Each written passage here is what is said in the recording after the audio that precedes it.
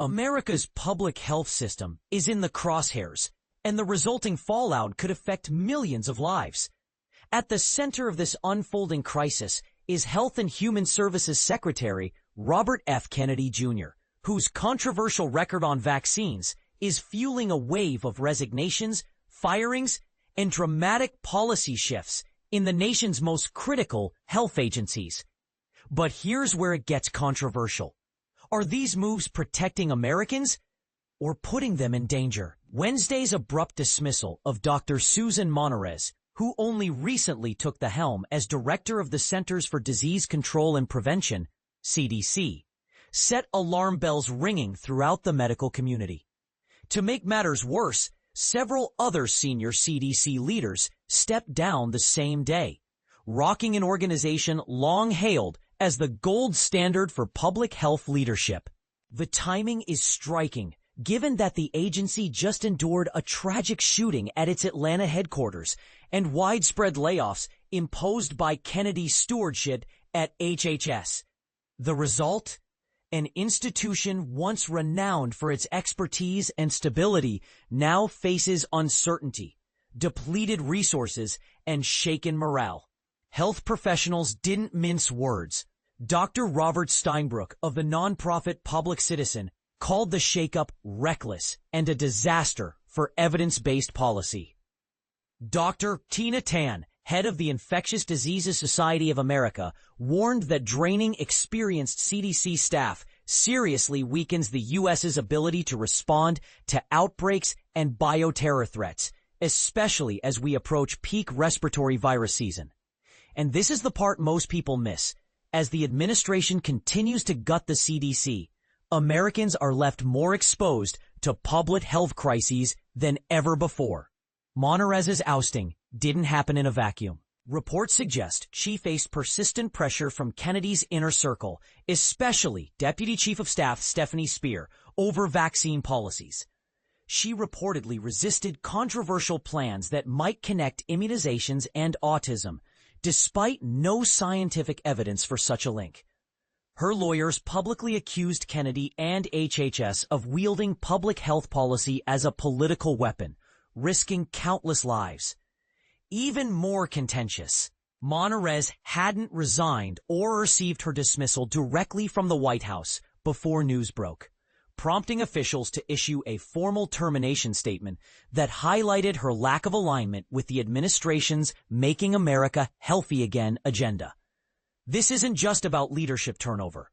Kennedy's rapid consolidation of power is remaking public health policy in ways that could persist for years. Consider this. Monarez was not the administration's first choice for CDC director. Kennedy's initial pick, Dr. Dave Weldon, was withdrawn after concerns about his vaccine skepticism. Shortly after Monarez's removal, Kennedy unveiled new restrictions on COVID-19 vaccine access, narrowing eligibility to high-risk groups, and celebrating this rollback as an end to what he called broad mandates. And this is the flashpoint that's sparking fierce debate. Will limiting vaccine access protect freedom or endanger the youngest and most vulnerable? The FDA's revised guidelines now allow updated COVID-19 vaccines only for people 65 and older or those with underlying health risks, despite surging case counts nationwide. This shift, coupled with the cancellation of government investments in 22 mRNA vaccine projects, despite their proven role in preventing severe disease and enabling rapid response during emergencies, signals a dramatic change in America's pandemic playbook. Even more provocatively, Kennedy fired the entire CDC vaccine advisory panel and replaced it with his own picks, some of whom have voiced skepticism toward immunization, a move critics warn could jeopardize decades of progress against infectious disease. Throughout her short tenure, Monarez stood firm. In Senate hearings, she lauded vaccines as life-saving, rejected unsubstantiated claims connecting immunizations and autism, and vowed to champion broad vaccine access. Her resistance to political interference earned praise from some lawmakers, yet also set her on a collision course with Kennedy, who has long described COVID vaccines in inflammatory terms. But President Trump, Kennedy's boss, muddies the waters further. While boasting about the success of Operation Warp Speed, he also downplays vaccine positives due to deep skepticism among his political base. A cabinet meeting in September only heightened controversy. Kennedy hinted at upcoming announcements that might link certain interventions to autism, a theory repeatedly debunked by CDC research.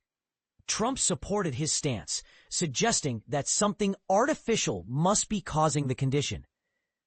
Is it responsible for top officials to question settled science, or are they fueling unnecessary confusion amidst a vulnerable population? Kennedy's critics increasingly fear that politics, not science, is steering public health decisions. Even some senators who voted to confirm Monarez did so hoping she would act as a counterbalance to Kennedy's more extreme views. Her departure means fewer checks on HHS's direction, and that RFK Jr. now holds unprecedented, virtually unchallenged sway over America's healthcare infrastructure. Here's a point sure to divide opinion.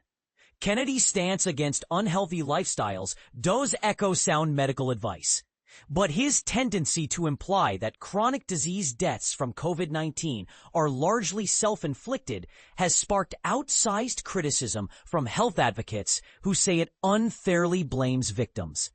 With the government slashing funds for elite research programs and global health initiatives, America's reputation as a leader in medical innovation could suffer. The question is, are these moves a bold course correction or a dangerous rollback of essential protections? So let's put it to you.